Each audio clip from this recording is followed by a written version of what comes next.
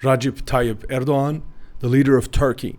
Watch this video to find out what the astrology says about what Erdogan is going to do in the coming time in the big cosmic drama that's unfolding on the global stage. And also, as a bonus, find out here who Erdogan was in his past life. All of this in this video. Let's go.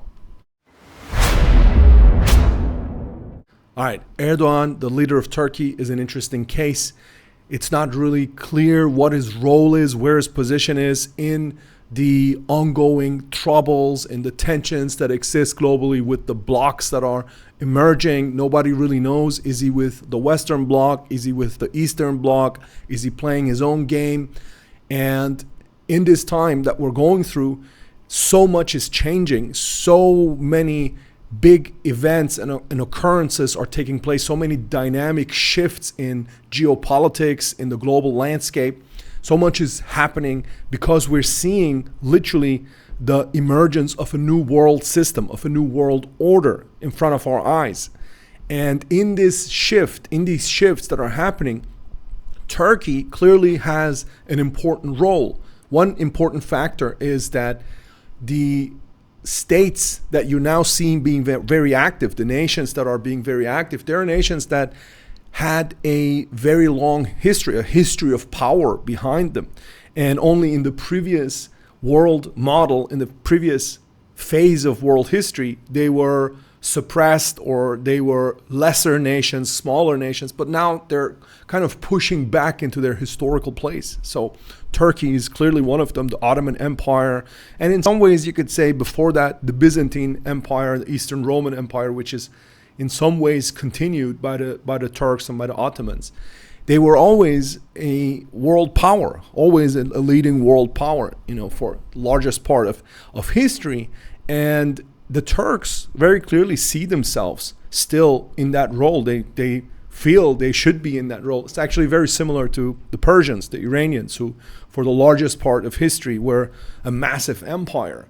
And they still have that historical consciousness. And now as the world is shifting and as nations like China are coming back into the leading role that they always had, these other nations, these other former empires which still have that historical consciousness, they're also being at the forefront of a lot of the changes that are happening. They're pushing a lot into changing the world order, into bringing a new world order about where they can have their former glory back in some ways. And Turkey clearly is an important player in the world. They're one of the largest armies. They're actually the second largest military in NATO. They're a NATO member, but nonetheless, we don't know if, in the ongoing hostilities, when they really pick up and when it really comes to a big clash between the East and the West, we don't know if Turkey is going to be with NATO or not, or if they're going to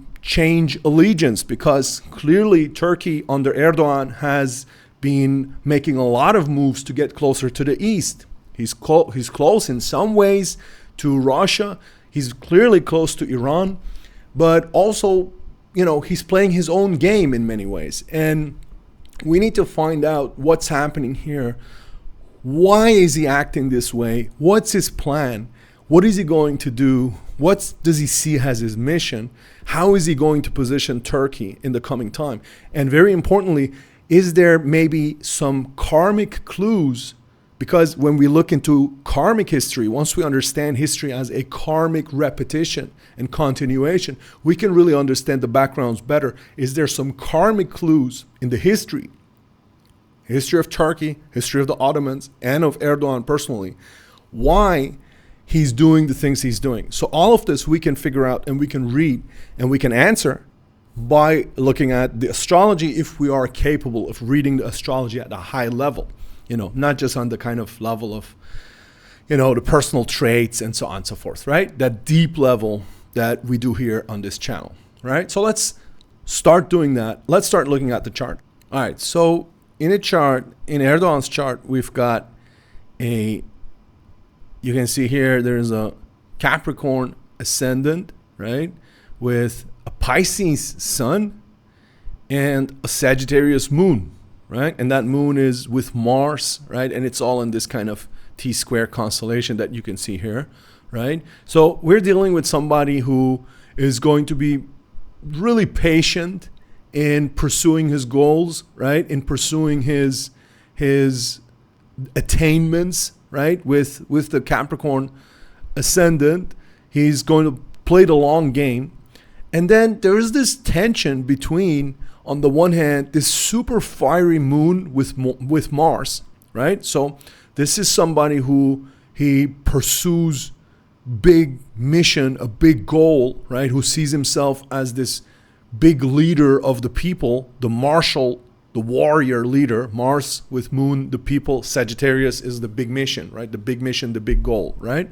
So, and that's in the 11th house of the collective, of the larger group, right? Of the people as at large, right? And so he's this martial leader who pursues this fiery mission for the people, the fighter for the people, right?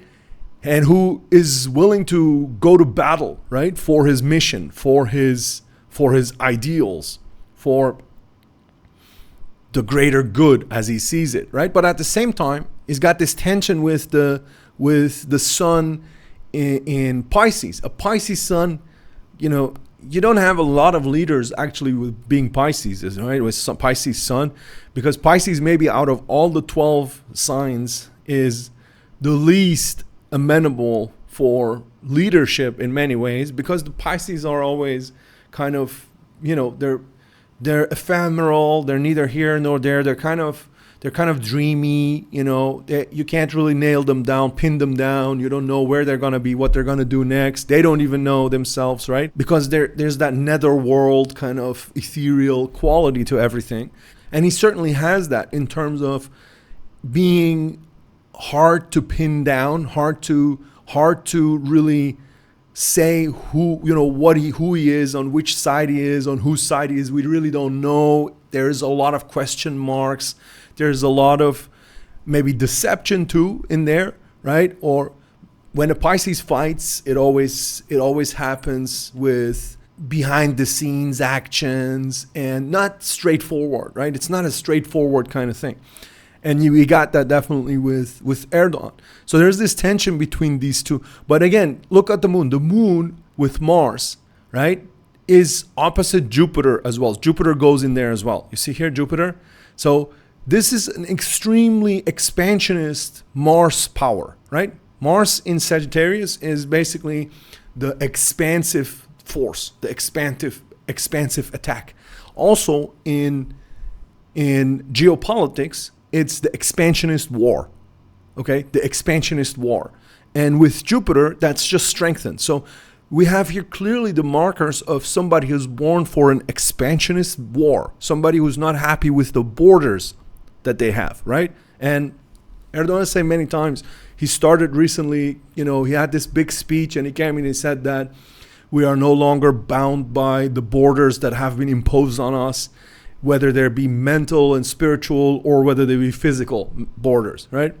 The Turks are typically not very diplomatic, right? It's pretty kind of straight up outspoken, right? So Erdogan just basically saying here that expansionism is going to be in Turkey's future, that the borders of Turkey are not set, and in these shifts that are happening in the world, Turkey is going to expand its borders, right? So he's been clear on that.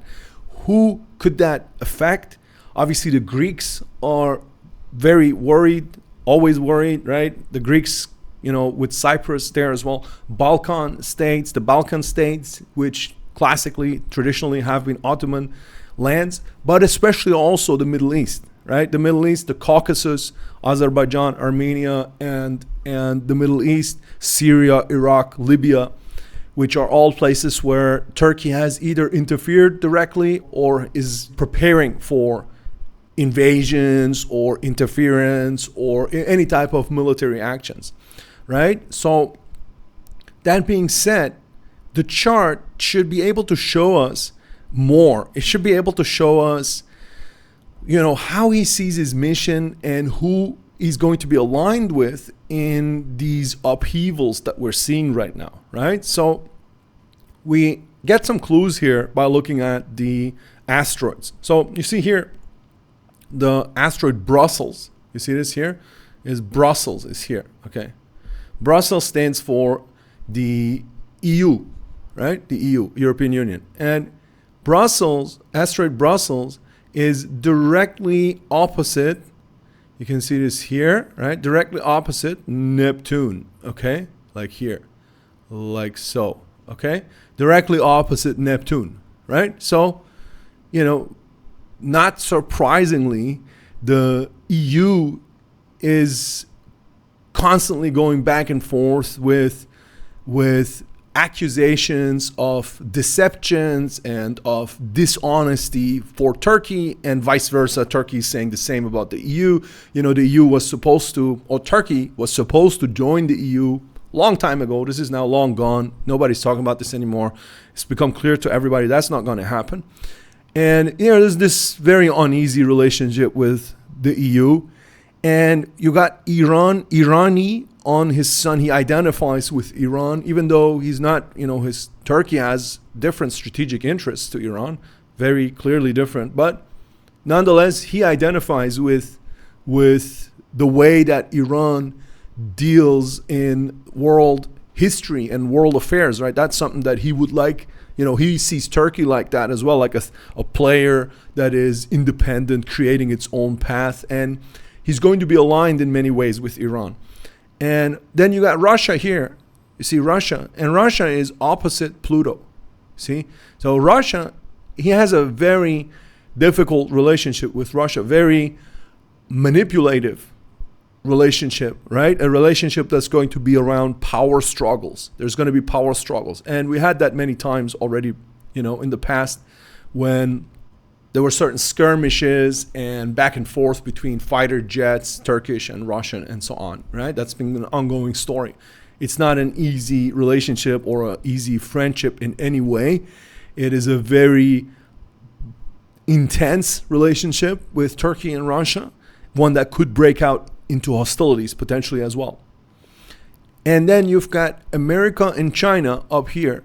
And they're kind of, parked here near Saturn, right? So they bear some difficult lessons for him, right? Both China and America. And it's not necessarily indicated that they're friends, but also not foes, just that they'll have, he's going to have difficult lessons with them. Interestingly, you got the asteroid Troja on his MC, right? So the MC shows you the big role that this personality, this person, this leader is going to play on the cosmic stage, right? The MC is basically always, the midheaven is your public role and persona, but in a bigger picture, when you look at it from further away, it's your cosmic role, right? Your contribution to the big story once it's all said and done and written, right? That's what you'll be remembered for, basically. And with the Troja on MC, he's a Trojan horse, basically, right? He has this potential of being a Trojan horse. A Trojan horse who, where? Well, there's one way to interpret this. Obviously, he's a Trojan horse in NATO, right? Erdogan is the Trojan horse, the second largest military inside NATO, who he's not really with NATO, right? I mean, he plays along. He comes always to the meetings. He kind of plays the big mediator, or whenever he can get some benefits out of it, with that Pisces nature, right? Where this kind of fishy, unclear, it's not clear where you are. But at the end of the day, when it's all said and done, he's going to be a Trojan horse at NATO, in NATO. He has an expansionist streak, a clear expansionist streak, right? He's going to go for expand. It's written in his destiny. He needs to expand, right? He has this massive expansionist drive. We can see here again, right, with the moon, Mars opposite Jupiter. But who is this going to be targeted against, right? Who will be targeted by this expansionism? And interestingly, you can see here the Mars, it's opposite Arabia. You see this here? The Mars is directly opposite Arabia, the asteroid Arabia. Okay, so how do we interpret this? Is he going to, attack Saudi Arabia? Probably not, obviously not, right? But there are a lot of Arabian lands like Libya, like Syria, like which are Arabian lands in terms of being Arabized, right? They speak Arabic there.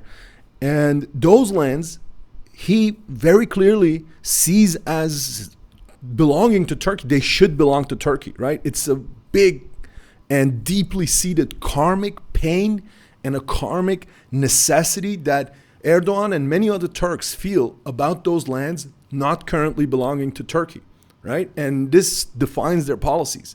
So they sent troops to Libya. They're trying to send troops to Syria and other places as well. Jordan, it's not currently happening, but when the shifts happen more, when things happen in the Middle East, especially when the Israel war breaks out, the big Israel war that is just a matter of time to break out, and everything gets reshuffled in the Middle East, he will be the first to make good on his karmic legacy to go for these lands, these Arabian lands, right?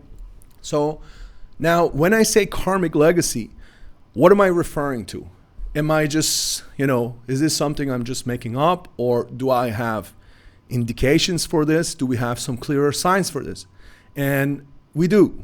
Now, at this point, I have to say that what I will be sharing with you about the karmic legacy of Erdogan, about the karmic inheritance, which brings him to make these moves that he's making, this is based on the work of Frank Felber, who is a Austrian astrologer and seer, and the greatest currently living seer on reincarnation threads and reincarnation patterns that exist across history and that connect different personalities across history.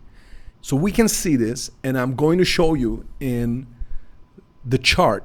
Now, when you look at the chart that you've got here on the screen now, you'll see that we have a set of different asteroids in here, and they're all placed around the IC. You see this here? So the IC is where you're coming from, quite literally. It's your origin, your roots, but also your spiritual roots in terms of your karmic inheritance. Right? What you've brought into this world and what forms you and what shapes you. Okay. And so what do we have here? We have here karma and Hagar. Hagar stands for Islam, the religion of Islam, right? Hagar was the wife of Abraham, who was sent into the desert and became the mother of Ishmael, right? So the Arabs and the religion of Islam in some ways traces its ancestry to Hagar, right? And then you have here Israel.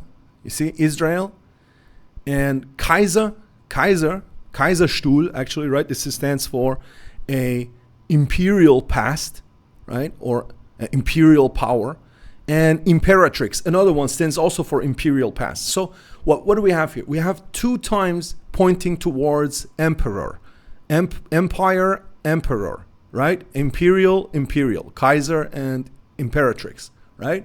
Then we have Hagar, stands for Islam, right? The emperor of Islam, who has a difficult karma that is coming into this world with, right? What is this difficult karma? We got Nessus. Nessus stands for the big defeat, the karmic defeat, right? And we got Verdun. Verdun is for the First World War, right? Verdun is symbolic for the horrors of the First World War, right? So we've got here the Emperor of Islam, who had important karmic defeats around the First World War. Okay, put this together and we can read from this chart that Erdogan, in his past life, in his previous incarnation, now whether you're thinking of it as a transmigration or as a direct connection of souls, there's different ways to think about it. Be that as it may, In his previous incarnation, he was the Sultan Mehmet V of the Ottoman Empire, who is the Sultan under whom the Ottoman Empire lost most of its territory, including the Arab territories in North Africa and in the Middle East and the Balkans. So under Mehmet V, the Ottomans, the Turks, they lost most of their territory, what they still to this day see as a great karmic defeat, as a great humiliation, as something that should not have happened, as something that needs to be undone, something that needs to be overturned. Now this interpretation, it's very, very clear in the chart. As I showed you, the chart is very clear on this. The story is literally written here.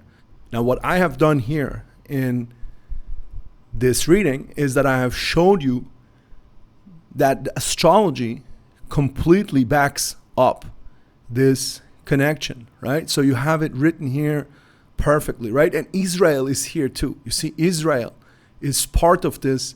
Why? Because the lands that were lost, the lands that the Sultan of Islam, the final and last Sultan, he was the last Caliph of Islam, right? The last Sultan who issued a jihad as a Caliph of all of Islam, right? He lost the lands that later karmically lost the lands through the big defeats that he had in the First World War around that time. He lost the lands that became Israel, right? That became Israel, because Israel at that time was under Ottoman protection. It was Palestine, right? It was a Palestinian territories under Ottoman rule, which then were handed over because of this defeat. They became British protectorates, and then after the Balfour Declaration, it turned to Israel, right? So Israel is the place of the wound for Erdogan, is where he feels most wounded. It's the Arab lands and Israel, right? And I've shown you in this reading, and I've shown you in this video, that Erdogan is destined to act on his potential, to be an expansionist, right? And when he starts with that expansionism, it's not going to be, he's not going to be easily to put into the sides of East and West. He's not going to be necessarily with the East nor with the West. He's not going to be with China and Russia. In fact, with Russia, there's great potential for conflict with Russia. With China, he's going to be, they're going to keep him at bay somehow, right? He's going to be just serious and reliable, and that's it. Similarly with America, he doesn't want to get into trouble with America. He doesn't want to be an opponent, an adversary of America necessarily.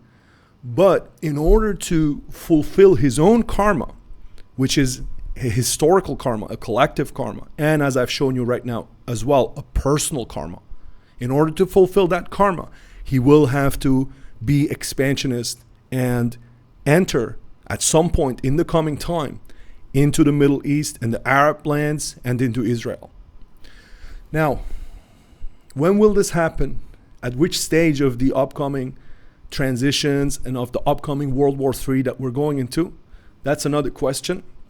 We have to look at the transit charts, the progression charts, lots of other charts for that. We will do that in future videos, so make sure to be part of this and don't miss out. Also, I want to invite you to follow me on X, where I'm going to be much more active. Just started to be active on there. Like this video as well. Let's push it out. So let's wrap it at this point. Be well. All the best. Bless up.